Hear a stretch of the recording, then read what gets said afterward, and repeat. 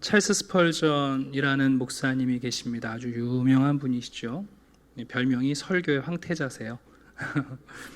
그분이 이 시편 131편을 묵상하신 다음에 이렇게 소회를 밝히셨어요. 이 시는 가장 짧은 시 가운데 하나인데 가장 오래 배워야 하는 시다 그랬습니다. 정말 짧은 시편이죠. 3절밖에 되지 않습니다. 오늘 본문도 간단합니다. 1절, 2절, 3절 설명해 드리면 됩니다. 그런데 이 간단한 시편을 여러분 우리의 삶으로 체득하는 데는 정말 오랜 시간이 걸립니다.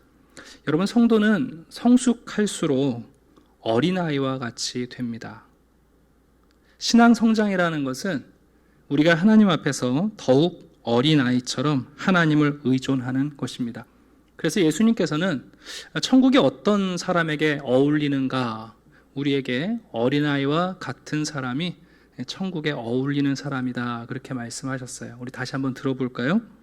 사람들이 예수께서 만져주심을 바라고 어린아이들을 데리고 오매 제자들이 꾸짖거늘 예수께서 보시고 노하여 이르시되 어린아이들이 내게 오는 것을 용납하고 금하지 말라. 하나님의 나라가 이런 자의 것이니라. 내가 진실로 너희에게 이르노니 누구든지 하나님의 나라를 어린아이와 같이 받들지 않는 자는 결탄코 그곳에 들어가지 못하리라 하시고 그 어린아이를 안고 그들을 위해 안수하시고 축복하시니라. 예수님께서 어린아이와 같은 자가 천국에 어울린다고 말씀하셨을 때 말씀하신 어린아이의 속성은 어린아이들의 철부지 같은 모습이나 순진한 모습을 말씀하시는 게 아니라 바로 의존성을 말씀하시는 겁니다. 여러분, 부모들이 예수님한테 아기 젖 물리려고 데려오지 않았을 거 아니에요? 많은 부모들이 예수님을 만나고 자기 인생에 신뢰할 만한 스승을 만난 거예요.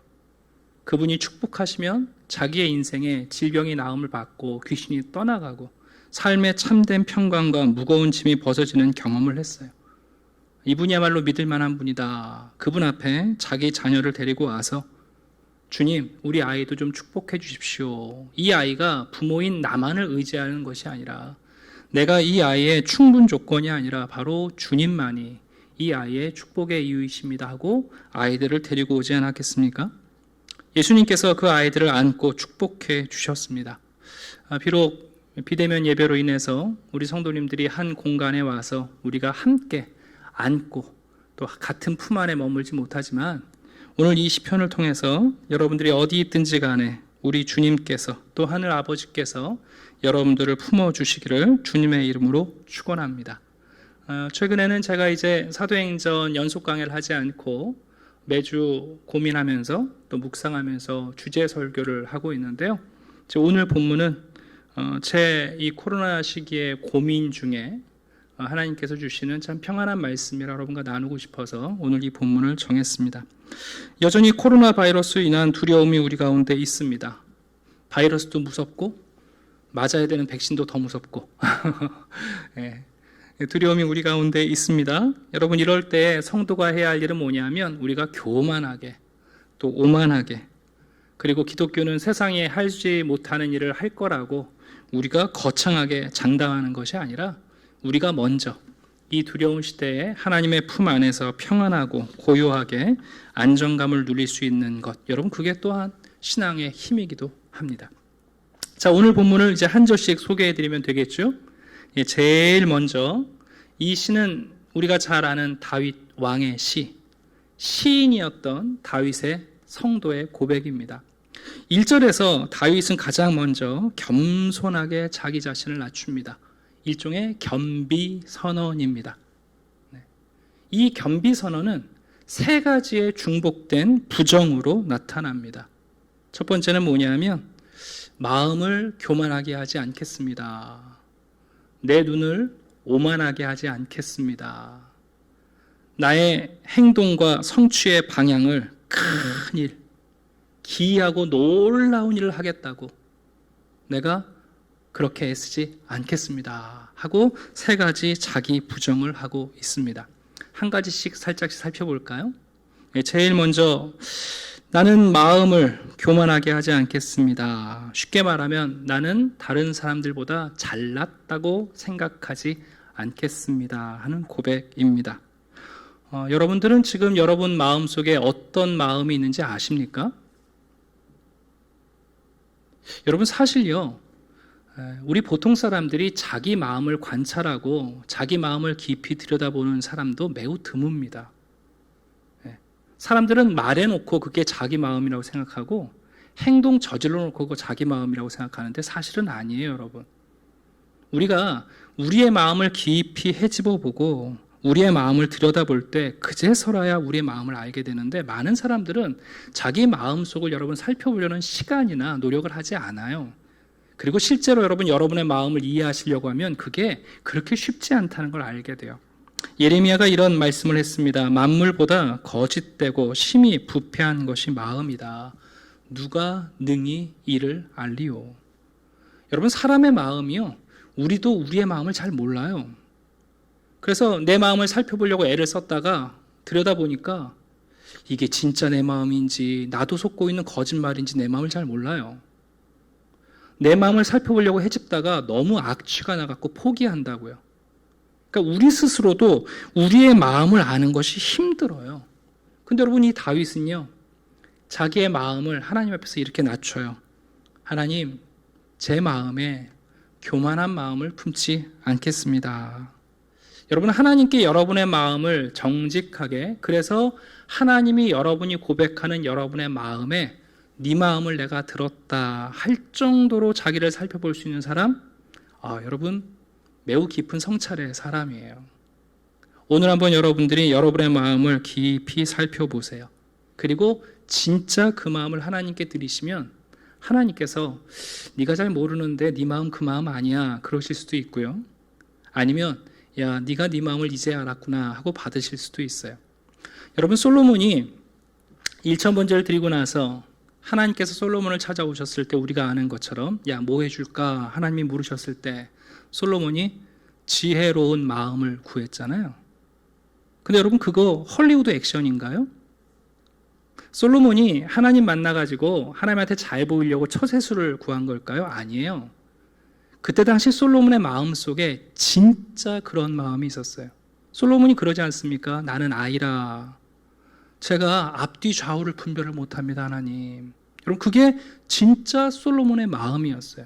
그래서 하나님이 그 말을 듣고 이렇게 칭찬하시는 거예요. 하나님이 솔로몬에게 이르되 이런 마음이 너에게 있어. 여러분 솔로몬이 자기 마음을 알았던 사람이에요.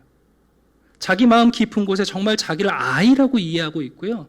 자기가 무식하고 무지하고 한 길 앞도 알 수 없고 판단할 수 없는 자기를 알고 있어요. 그 마음을 하나님께 고백했을 때 하나님이 야, 네 마음 네가 알았네. 맞다. 네 안에 진짜 그런 마음이 있어. 그게 여러분이 하나님을 기쁘시게 했고 그래서 하나님이 부와 재물과 영광, 원수의 생명 멸하는 마음이 솔로몬에게 없었던 거예요. 적어도 당시 솔로몬의 마음속에 부나 영광이나 원수를 멸하는 마음이 아니라 이 백성들을 내가 어떻게 하나, 내가 이 중요한 문제를 어떻게 판단하나.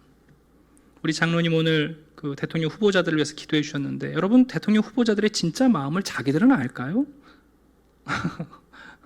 정말 그분들의 마음속에 나라를 생각하고 국민을 생각하는 마음만 있을까요? 그 마음을 하나님께 고백하면 하나님이 야, 네 안에 이런 마음이 있어라고 정말 칭찬하실까요? 네.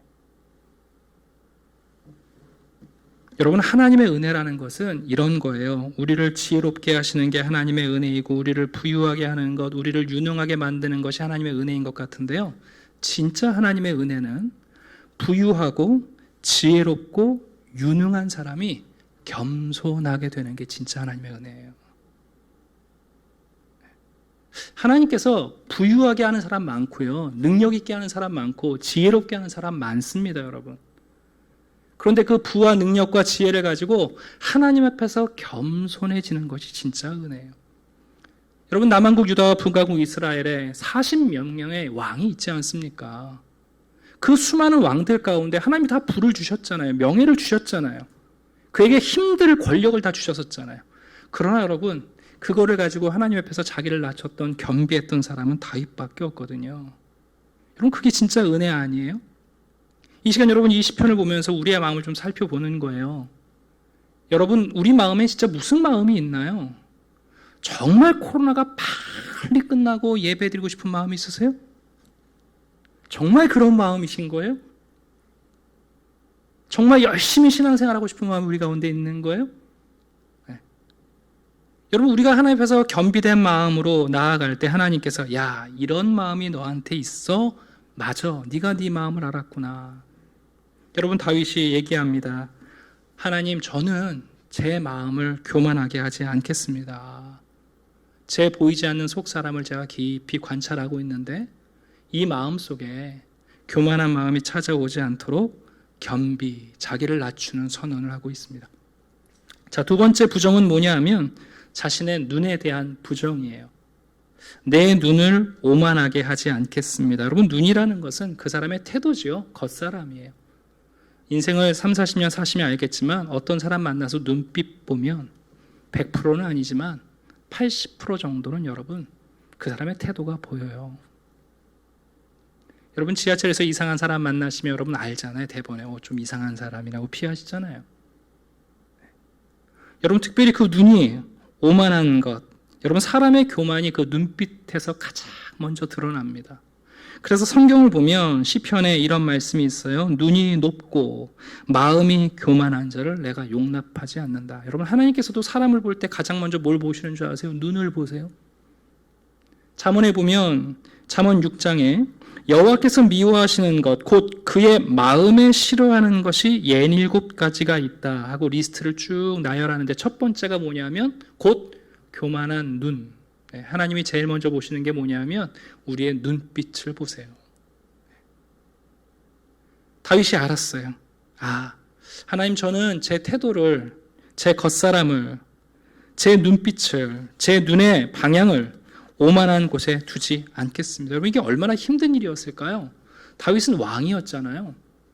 모든 사람이 다윗 앞에 와서 얘기할 때 무릎을 꿇고 얘기했을 것이고 우러러보며 말했을 것이고 여러분 왕인 다윗이 어떻게 오만하지 않게 그들을 바라볼 수 있었겠어요? 그런데 다윗은 자기를 두 번째 부정해요. 주님, 하나님 제 눈이 오만하지 않도록 저의 태도를 하나님 앞에서 그리고 나의 백성들 앞에서 동일하게 유지하겠습니다 하고 자기를 부정합니다. 여러분 세 번째 부정은 뭔가요? 내가 큰 일 그리고 놀라운 일을 힘쓰지 않겠습니다. 이 얘기는 영웅적인 업적을 만들고 개인적인 성취를 위해서 자신의 모든 권력과 노력을 애쓰지 않겠다는 거예요. 여기 다윗이 표현한 큰일, 놀라운 일이라는 이 단어는 시편 전체에서 전형적으로 하나님의 사역을 표현할 때 쓰는 단어예요. 무슨 얘기냐면 사람이 자기 수준의 일을 해야 되는데 여러분 사람들이 전부 다 하나님 수준의 일을 하려고 한다는 거예요. 시편 86편입니다. 무릇 주는 위대하사 기이한 일들을 행하시오니 주만이 하나님이십니다. 여러분 기이한 일은 하나님만이 하실 수 있는 일이에요. 사람이 하는 일이 아닙니다. 시편 136편입니다. 홀로 큰 기이한 일들을 행하시는 이에게 감사하라. 그 인자하심이 영원합니다. 하나님은 기이한 일을 홀로 행하시는데 그것도 하나님의 사랑과 인자로서 하시는 분이에요. 자 봐라 이렇게 하시는 분이 아니잖아요. 시편 145편입니다. 주의 존귀하고 영광스러운 위엄, 주의 기이한 일들을 나는 작은 소리로 읊조리리이다. 여러분 다윗이 말하는 거예요. 큰 일, 사람들을 놀라게 할 만한 일? 그건 하나님이 하실 일이지. 저는 하나님처럼 스스로 하나님과 같은 사역, 하나님께 돌려야 할 영광의 공로를 제가 세우지 않겠습니다 하고 다윗은 자기 부정을 하고 있어요. 요약해드리면 다윗은 교만하거나 오만하지 않고 과장된 행동을 하려고 애쓰지 않습니다. 여러분 다윗의 선왕이었던 사울이 그러지 않았습니까? 결국은 백성들 앞에서 자신을 높이고 높이다가 제사를 집례하잖아요. 다윗 이후에도 훌륭했던 우시야 왕이 여러분 결국은 하나님만이 하실 수 있는 하나님께 해야 할 대제사장 역할을 자기가 하려다가 하나님께 책망을 받지 않습니까? 마치 나는 똑똑하고 큰 일을 이해하고 더 큰 일을 경영할 수 있다는 듯이 심지어 자기 영혼의 주인이 되고 운명의 선장이 될 수 있는 것처럼 불가능한 야망을 품거나 내가 할 수 있다고 자신감을 내비치지 않겠다는 거예요. 다윗은 왕이었지만 온전히 하나님을 의존하는 그런 성도가 되기를 먼저 고백하고 있습니다. 여러분, 이 말씀을 깊이 생각하면서 우리는 우리가 맞서야 하는 진짜 적이 어디 있는가 깊이 생각하게 돼요. 여러분, 성도들은 죄와 싸워 이겨야 합니다. 맞습니다. 그런데 우리가 싸워야 할 1차적 대상은 죄이지만 죄에서 승리한 다음에 우리가 더 힘겹게 견지해야 할 태도는 뭐냐면 바로 오늘 본문에 나오는 이 세 가지입니다. 여러분, 죄가 물러가고 죄에서 용서함 받은 다음에 그 다음에 여전히 우리의 영혼을 흔들고 있는 혼란스럽게 만드는 것들이 뭐냐면 바로 이 세 가지예요. 우리의 마음에는 교만한 마음이 있고 우리의 태도는 오만하고, 마치 신앙의 힘으로 사람이 하지 못할 일을 할 것처럼 자기는 할 수 있는 것처럼, 여러분, 그런 마음을 가질 때 사실 우리 안에 있는 고요와 평안이 흔들리고 깨어져 버립니다. 야고보서 4장을 보면 야고보 사도가 성도들에게 이렇게 경고합니다. 너희가 말하기를 주의 뜻이면 우리가 살기도 하고 이것이나 저것을 하리라 하거늘. 여러분, 대단한 믿음의 고백 아니에요? 내게 능력 주시는 자 안에서 모든 것을 할 수 있습니다. 주께서 힘 주시면 제가 이것도 하고 저것도 하고 감히 사람이 할 수 없는 일도 내가 하겠습니다. 대단한 믿음의 말인 것 같고 고백인 것 같은데 야고보는 이렇게 질타하는 거예요. 이제도 너희가 허탄한 자랑을 하니 그러한 자랑은 악한 것이다. 여러분, 다윗이 우리에게 가르쳐 줍니다. 우리의 참된 평화와 주님과의 관계에 우리가 견지해야 될 일이 뭐냐 하면 바로 이겁니다. 여러분, 우리의 마음을 겸손하게 하나님께 드리고 우리의 태도를 오만하지 않게 하고 우리가 하지 않아도 될 헛된 일들, 큰일, 놀라운 일들, 사람들 앞에서 나를 내세우면서 마치 내가 이런 사람이라고 말하고 싶어 하는 것, 여러분, 그거 안 해도 괜찮습니다. 사실 우리는 경쟁의 시대를 살아갑니다. 여러분, 경쟁에서 극복하려는 우리의 불안감이 우리를 어떤 사람으로 만들고자 하냐면 조금 더 나은 사람이 되어야 된다는 충동질이 있어요. 경쟁을 해보기 전에도 내가 그 경쟁의 우위를 차지해야 되는 사람이 돼야 안심을 하는 거죠. 무시당하지 않기 위해서 다른 사람을 무시하는 오만한 행동을 먼저 취하는 거예요. 그러나 여러분, 오늘 본문에서 다윗은 자기 역량을 넘어서는 일들 내가 감당하지 않겠습니다. 거기에 내 마음 두지 않겠습니다 하고 자기 비겸비의 태도를 선언합니다. 저는 우리 성도님들께서 이 코로나 시기에 이 다윗의 마음과 눈과 그리고 다윗의 계획이 좀 우리를 사로잡았으면 좋겠어요. 제 목회자니까 그런 생각이 좀 들어요. 우리 성도님들한테 뭔가를 보여줘야 되나? 코로나 시기에 성도들 좀 안심시키기 위해서 남들이 뭘 안 하는 걸 해야 되나? 뭐 그런 게 어디 있겠어요, 우리가.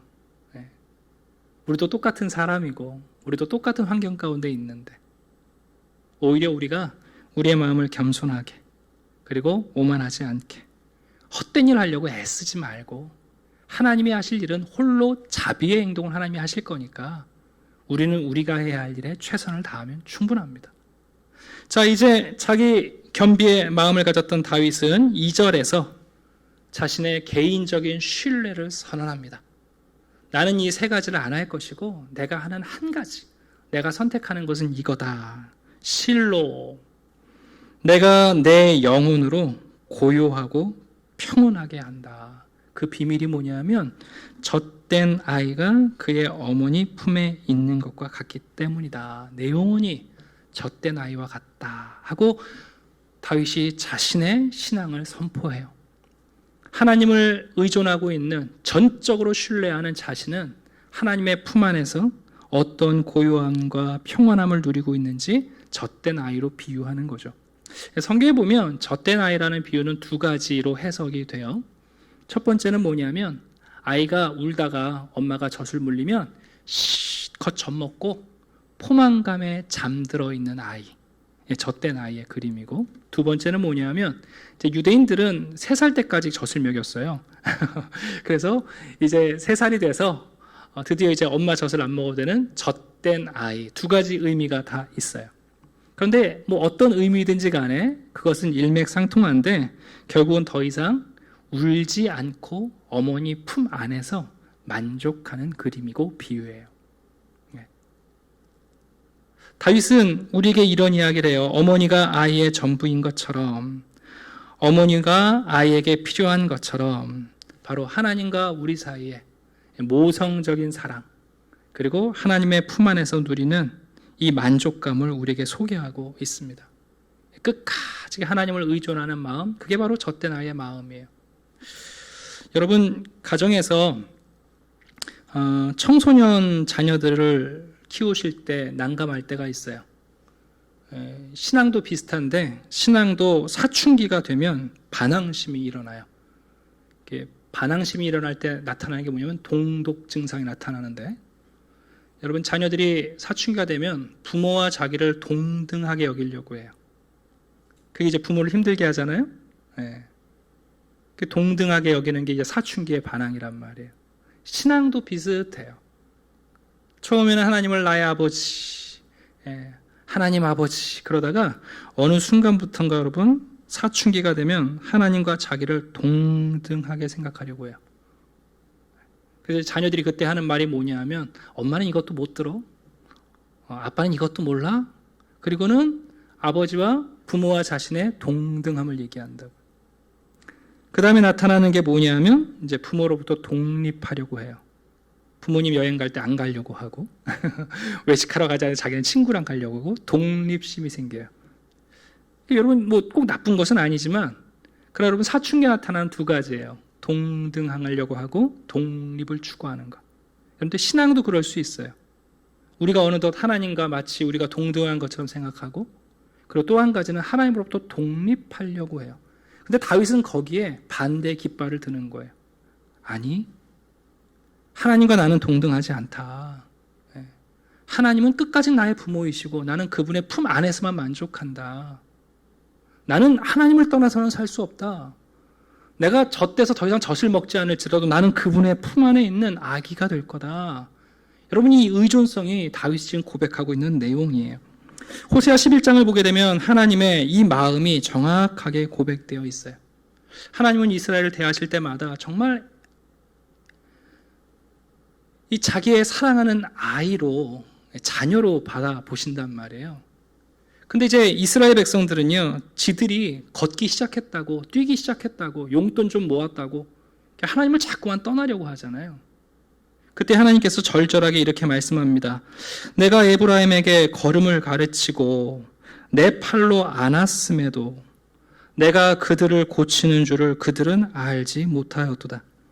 내가 사람의 줄, 곧 사랑의 줄로 그들을 이끌었고 그들에게 대하여 그 목에서 멍에를 벗기는 자 같이 되었으며 그들 앞에 먹을 것을 두었노라.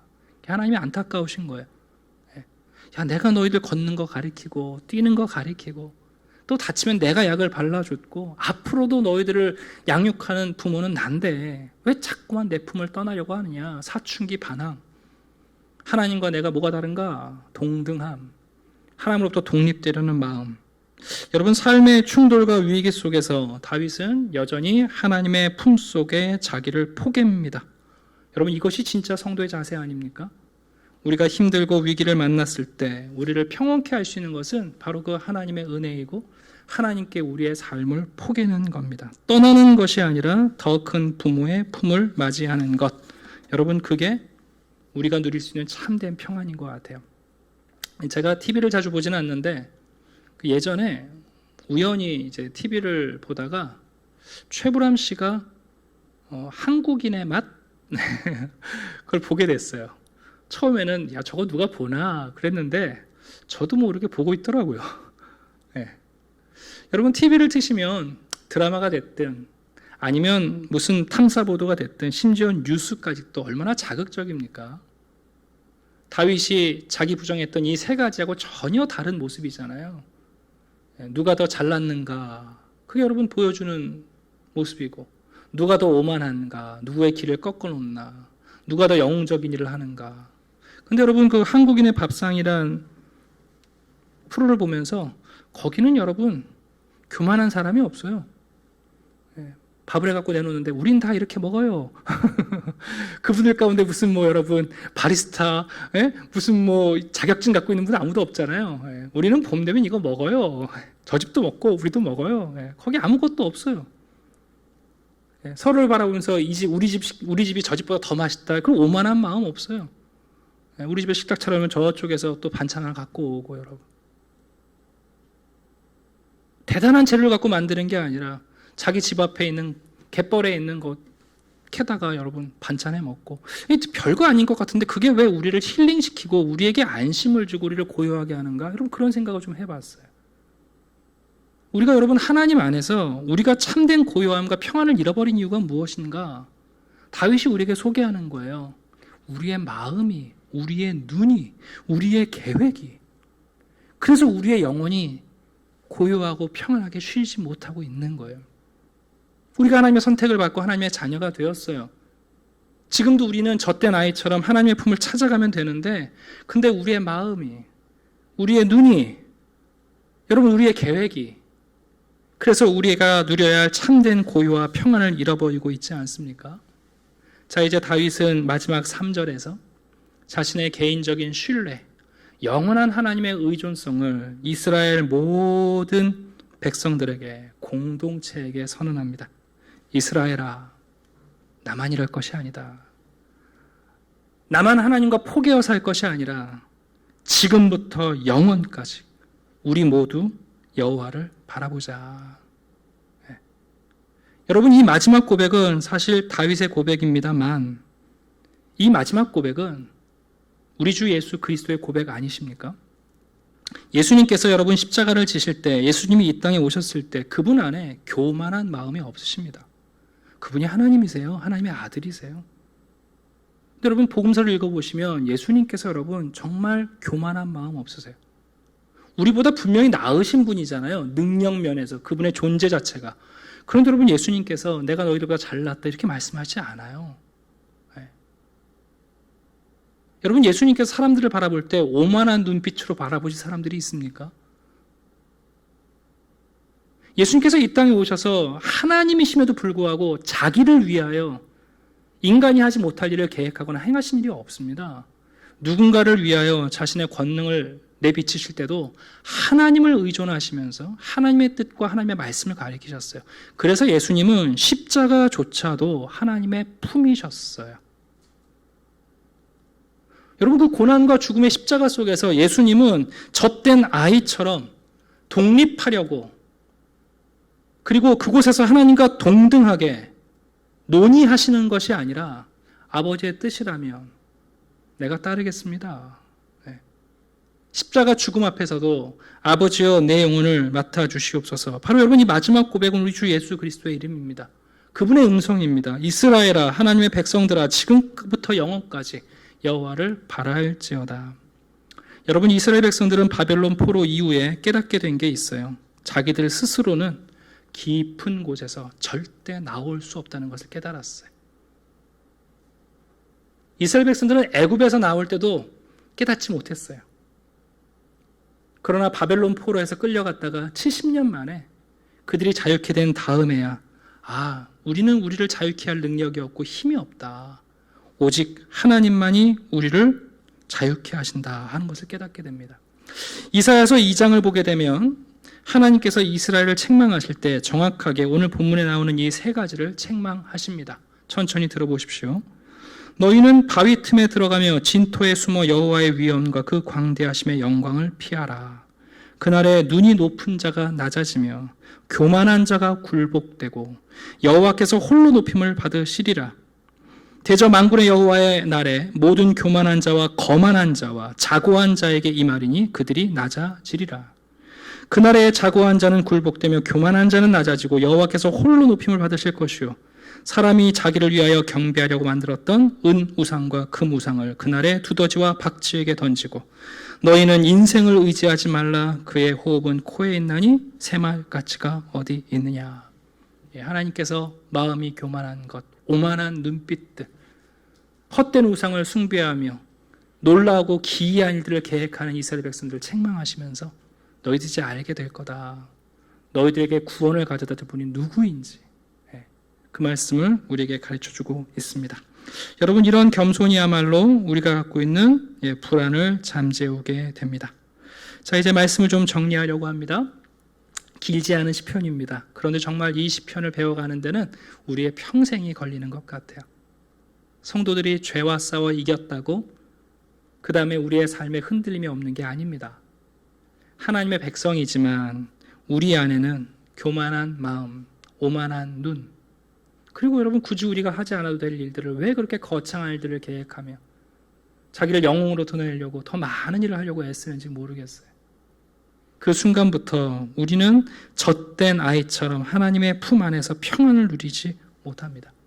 어저께 문자 메시지를 제가 드렸는데 과학자이자 신학자인 브레즈 파스칼이 팡세에 이런 글을 써놨어요. 인간의 모든 불행은 그가 자기 방에 조용히 머물 수 없다는 단 한 가지에서 비롯된다. 사람은 고요하게 머무는 것을 힘들어해요. 더군다나 하나님의 품 안에서 우리가 조용히 머물 수 있는 것, 여러분 그건 진짜 천국이 가까운 사람이에요. 하나님을 하나님으로 알고 내가 그분의 소유라는 것으로 족하고 그 하나님이 지금 여기에 계시고 그리고 그 아버지가 바로 세상의 주인이시라는 사실을 깨닫는 것, 여러분 그것을 의존하고 그것을 신뢰하고 끊임없이 그분 앞에 젖된 아이처럼 그분의 품 안에 나를 포개는 것, 그것이 오늘 시편에서 가르쳐주는 다윗의 놀라운 진리입니다. 로마서 12장에 바울 역시 이렇게 우리에게 가르쳐줍니다. 내게 주신 은혜로 말미암아 너희 각 사람에게 말하노니 마땅히 생각할 그 이상의 생각을 품지 말고 오직 하나님께서 각 사람에게 나눠주신 믿음의 분량대로 지혜롭게 생각하라. 지혜롭게 생각하십시오. 마지막으로 이야기 하나 해드리고 마치려고 합니다. 제가 주중에 누구한테 좀 소개를 받은 분인데요. 그 김순규 집사님이신 것 같은데 이분은 이제 시각장애인이세요. 미국에서 첫 번째 시각장애인 애널리스트예요.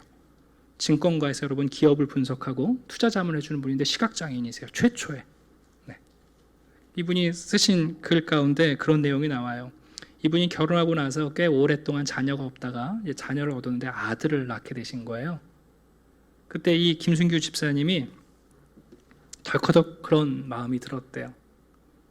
아들을 낳으면 아빠가 좀 공놀이도 좀 해주고 축구도 하고 몸씨름도 하고, 아버지들이 해줄 수 있는 게 있는데 자기가 그걸 못 해주잖아요. 그래서 늘 아버지로서 자식한테 이제 미안한 마음이 있었다는 거예요.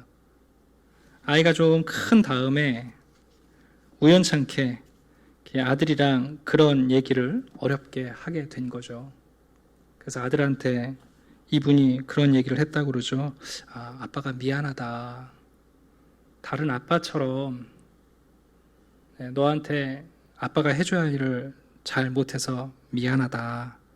낚시도 같이 못 가고 공놀이도 같이 못하고 자질구레한 집안일도 아빠가 하는 게 아니라 어린 아들인 네가 해야 하고, 그러면서 그 자꾸만 미안하단 말을 자주 하게 됐다는 거예요.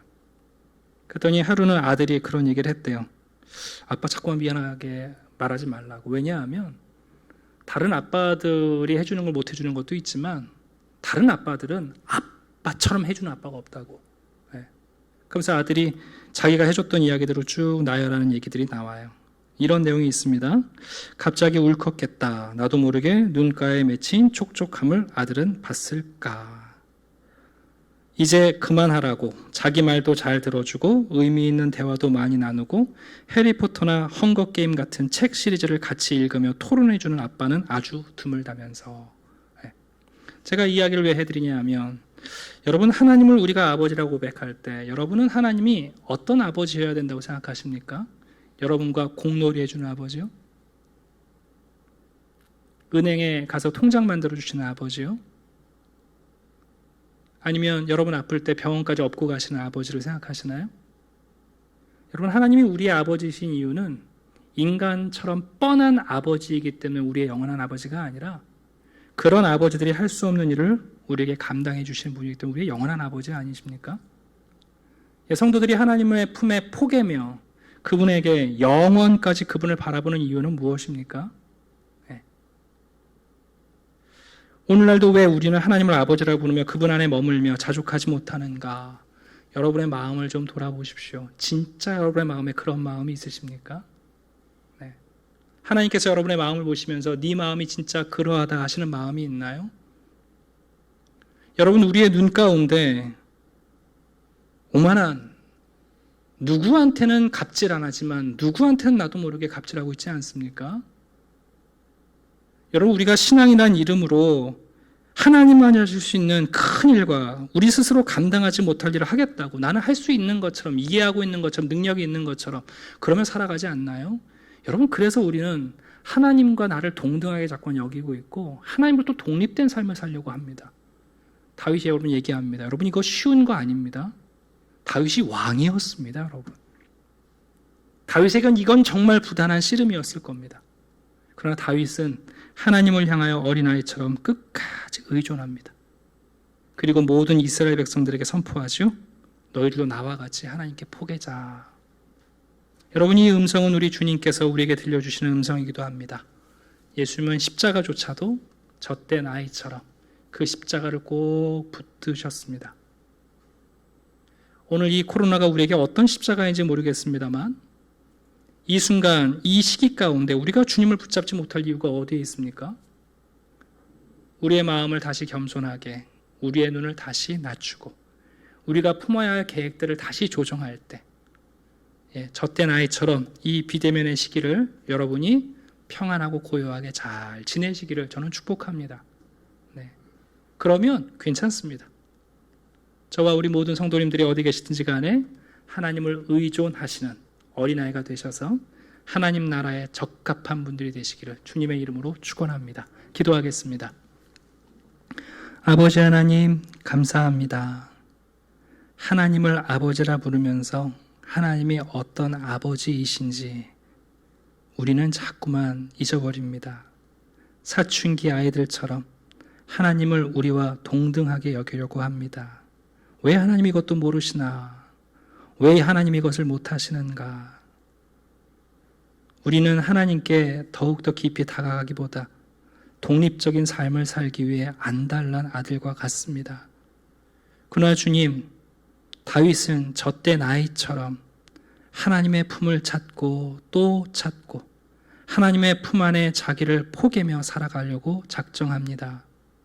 우리에게도 이 다윗의 지혜와 신앙의 태도를 갖게 해 주시옵소서.